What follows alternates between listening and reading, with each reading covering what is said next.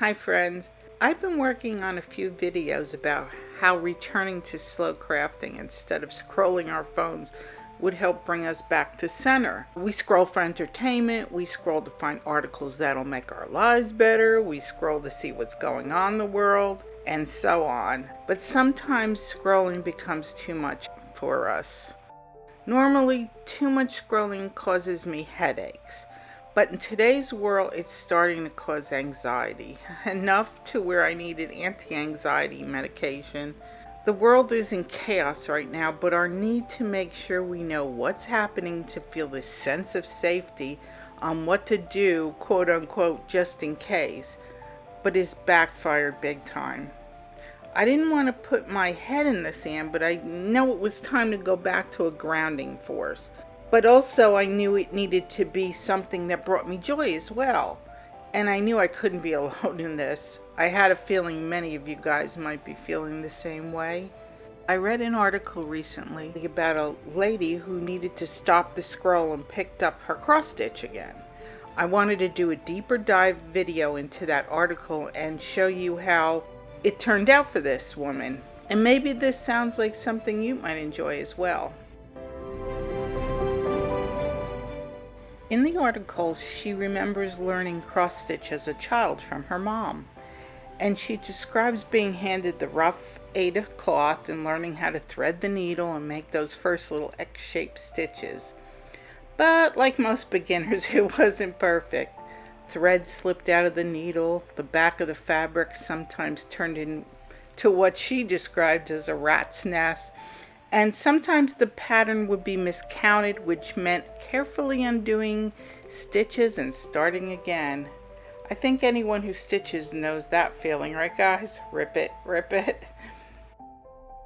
So you think everything is perfect, then you flip the back over and realize the back is chaos. But as we all know, that's part of the learning. Eventually, like many childhood hobbies, cross-stitch faded into the background for her. School became busy, friends became the priority, life moved faster. And that's what happens to so many of us. The hobbies we loved when we were younger slowly disappear as our schedules fill up, until one day we realize we haven't touched them in years.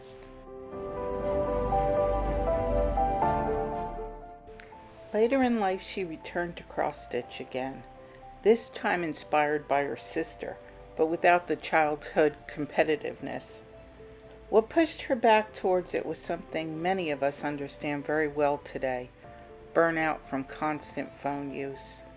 She describes her phone as the constant companion, promising that happiness is just one more article, one more purchase, or one more self-improvement idea away.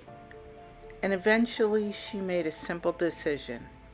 At night she would put her phone down, and instead she picked up her cross stitch again.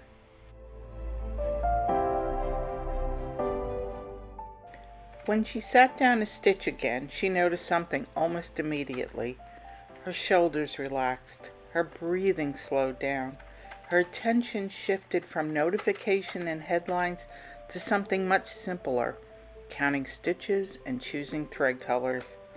I think that's something many people experience with slow crafts. When your hands are busy, your mind starts to quiet down.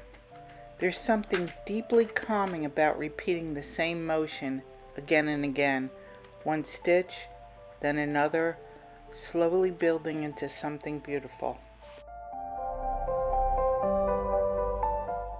In the article, she talks about working on a large project for almost 2 years. It was a tapestry pattern of The Strawberry Thief by William Morris. The design was full of vines and birds and bright red strawberries. A big detailed piece that took patience and time to complete. And when she finally finished it, she felt proud, not just of the finished work, but of the process itself. That feeling of sticking with something slow, long enough to see it through. Now here I want to insert about anybody with ADHD. because we usually will drop a project that's very long. We get bored. Our mind wants constant gratification. And there is nothing wrong with doing small projects to get that same back to reality feeling and to slow down and stop the scroll.